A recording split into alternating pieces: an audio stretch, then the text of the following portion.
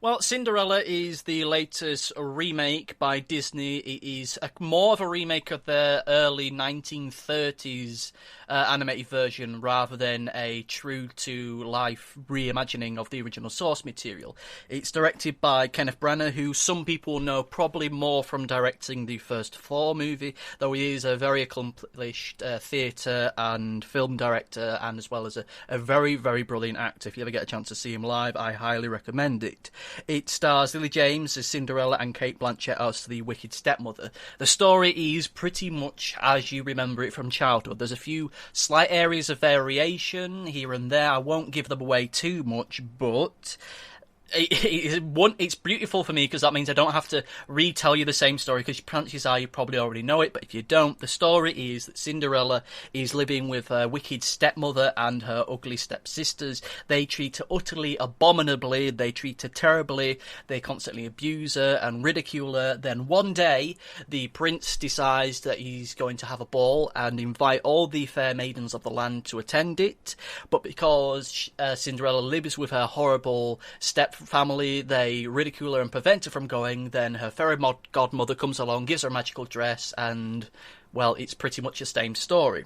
Now, one of the things I will say, certainly for the movie's favour, is the fact that it is a traditional retelling of Cinderella, albeit a traditional in that it takes massive cues from the earlier Disney version.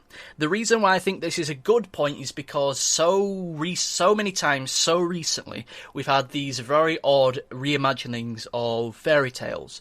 We've either had the very cynical, very self-referential, and at times satirical adaptations done in much a similar way to Shrek.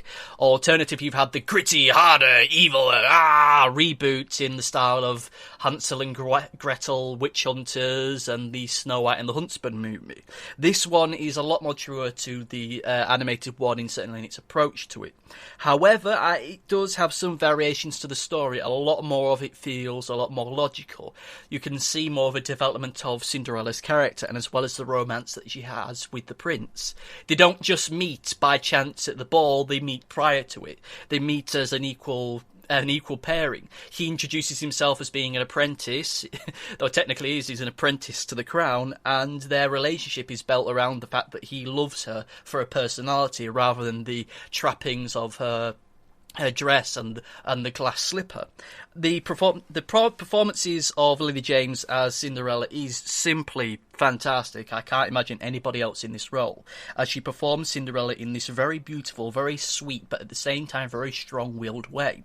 She's a young woman who believes in doing good above all other things.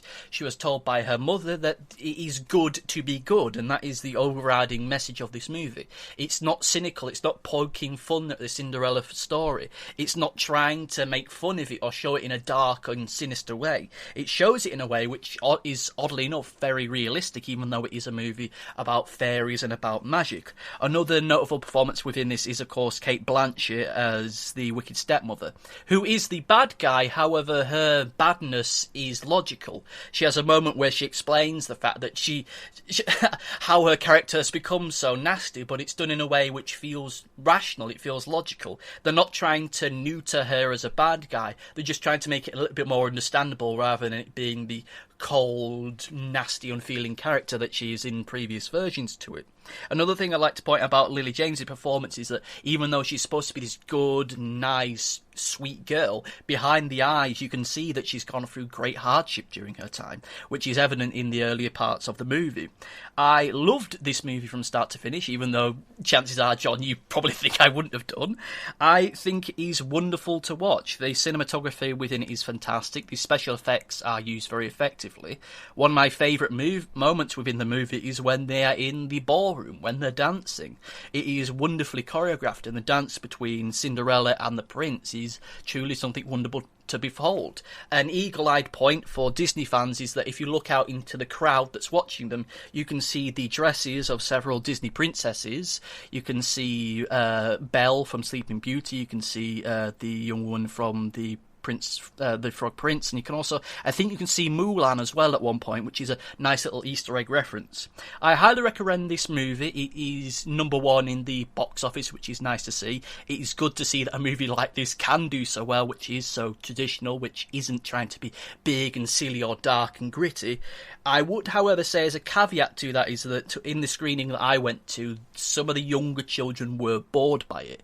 It is a lot more of a straight adaptation. It's not the light and bouncy one that you'll know from the original Disney version. There is not wacky song and dance numbers. There's not talking mice. Well, they kind of talk, but it's not as blatant in the early version of it.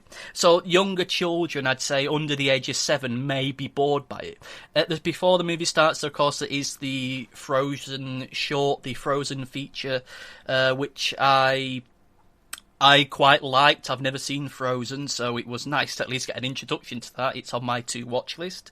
All in all, I'd say that Cinderella is a magical movie, and I highly recommend it. It's probably one of the best movies I've seen this month. It surprised me in many regards, and it is oddly refreshing to see such a traditional story done in this way. I loved it. It's fantastic, in my opinion. I wouldn't say that it's the kind of movie to bore adults by the fact that it doesn't play down to the adults. It doesn't play down to the children. It presents the story in a logical way. The wicked stepmother is wicked because bad things have happened to her during her adulthood.